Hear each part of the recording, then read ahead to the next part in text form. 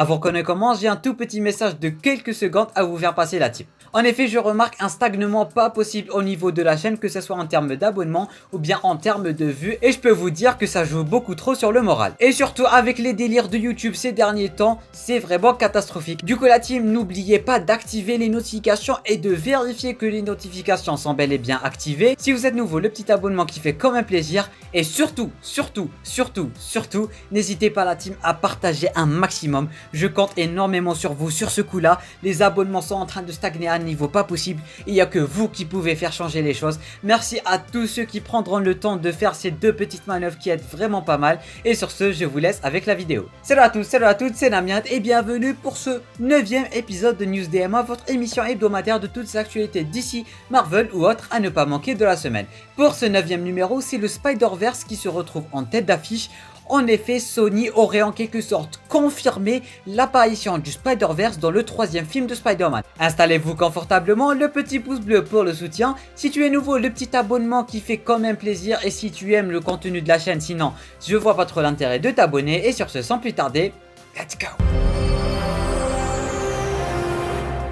On commence directement avec Marvel et notre tête d'affiche, le Spider-Verse. Et je tiens à préciser que tout ce que je suis sur le point de vous dire est bel et bien officiel. En effet, il y a 2 ou 3 jours de cela, Sony a officiellement publié une vidéo sur une de ses chaînes YouTube officielles et certifiées. Une vidéo qui met en avant les 3 Spider-Man, c'est-à-dire Tobey Maguire, Andrew Garfield ainsi que Tom Holland. Et je précise encore une fois que c'est une vidéo officielle sur une chaîne officielle de Sony. Et en traduisant tout ce qui a été dit dans cette vidéo, ça nous donne ceci. Qui est votre Spider-Man préféré? Tobey, Andrew ou bien Tom?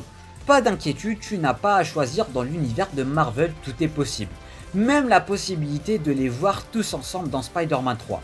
Oui, restez branchés. Bah pour moi ça veut tout dire, c'est bon, ça veut absolument tout dire pour moi, c'est bon, ils ont mis le paquet, ils en ont rien à foutre de tout ce que ça pouvait engendrer, mais ils ont vraiment dit ça. En tout cas, je ne sais pas vous, mais moi ça me met dans un état d'excitation pas possible over 9000.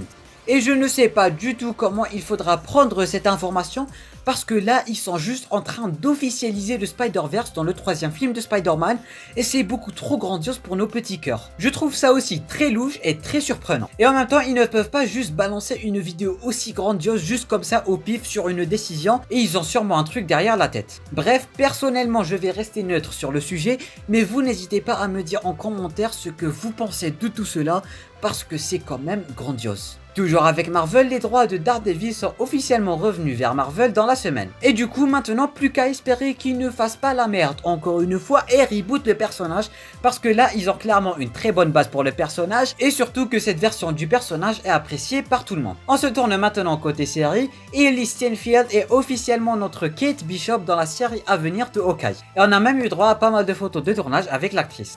L'actrice Florence Pugh, désolé je sais pas trop comment prononcer son nom, reprend officiellement son rôle de Yelena Belova dans la série Hawkeye. Et si ce nom ne vous dit rien du tout, c'est absolument normal parce qu'on n'a toujours pas vu le personnage en action ni dans un film, à part dans le trailer de Black Widow, et le film est toujours pas sorti, du coup c'est normal. Frafri jouera le vilain Clown, Alaka Cox jouera Echo, Tony Dalton sera Swordsman, et pour finir Vera Farmiga sera Eleanor Bishop. Et voilà, team côté Marvel c'est terminé, on se tourne maintenant vers DC Comics. Côté DC Comics, la série Titan a trouvé son acteur qui va devoir jouer Tim Drake dans la saison 3 de la série Titan. Sauf que le problème c'est que nous on ne sait vraiment pas qui c'est. Toujours côté série, la CW travaille sur une nouvelle série centrée sur le personnage de Naomi.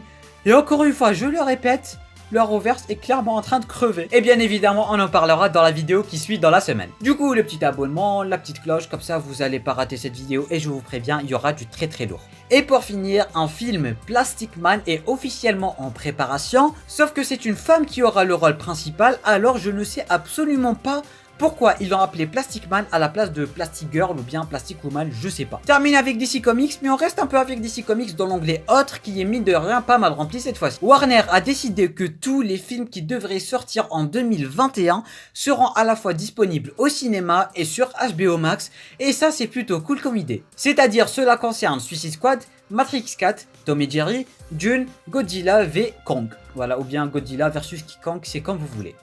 Et voilà la team, c'est terminé pour ce 9e numéro de News DM. J'espère en tout cas qu'il vous aura plu et que ce type de vidéo vous plaît. N'hésitez pas à me le dire en commentaire parce que comme je venais de le dire au début de la vidéo, ça manque de force, les vues sont en train de chuter, les abonnements sont en train de chuter, alors la team, partagez, l'abonnement si toi tu es nouveau, tu t'abonnes s'il te plaît, bien sûr si le contenu global de la chaîne te plaît, le petit pouce bleu qui aide quand même pas mal, et sur ce je vous dis à très bientôt pour le News DMA numéro 10, c'était Namiat, portez-vous bien.